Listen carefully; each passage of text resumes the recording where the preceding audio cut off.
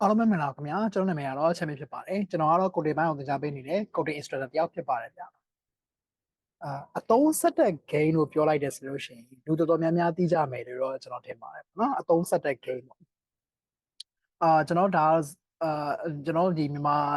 အတိုင်းဝိုင်းမှာတော့တော်တော်များများသုံးကြရတော့သုံးဆက်တဲ့ game ပေါ့နော်တကယ်သူရဲ့ game ရဲ့နာမည်ကတော့ Tetris လို့ခေါ်ပါတယ်နော်သူရဲ့ game Tetris ခေါ်ပါတယ်ကျွန်တော်ကတော့အခုလောဆယ်အဲ့ Tetris game ကို develop လုပ်ထားတဲ့ဟာလေးကိုကျွန်တော်ပြပြမှာဖြစ်ပါတယ်။အကုန်လုံးကျွန်တော်တို့နဲ့တူလိုက်ကြည့်ရအောင်။ဒါကျွန်တော်တို့ဖန်တီးထားတဲ့ Tetris game ရဲ့ design လေးဖြစ်ပါတယ်ပေါ့နော်။ Okay game လေးကိုစပြီးတော့မှကျွန်တော် run ကြည့်လိုက်မယ်ပေါ့နော်။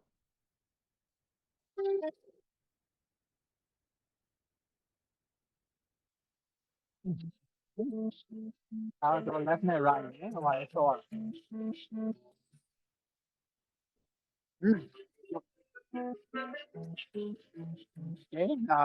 လုံးဝဖြစ်ပါစေ။ကျွန်တော်ပြပါတယ်။သွားပြီ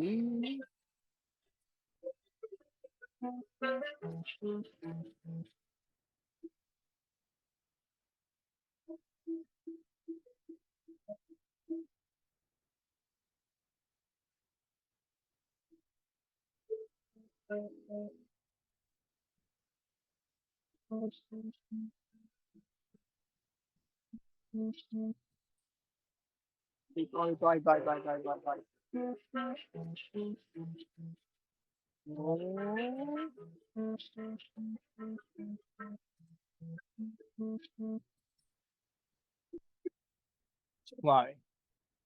Okay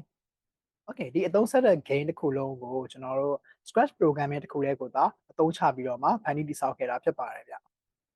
ဒီ Tetris game ရဲ့ tutorial video လေးကိုကြည့်ချင်တယ်ဆိုလို့ရှင်เนาะအောက်က comment မှာကျွန်တော် yes လို့မှန်းခဲ့ပေးပါဗျ။ကျွန်တော်အားလို့ tutorial video လေးထပ်လုပ်ပေးပါမယ်ဗျ။အားလုံးကျေးဇူးတင်ပါတယ်။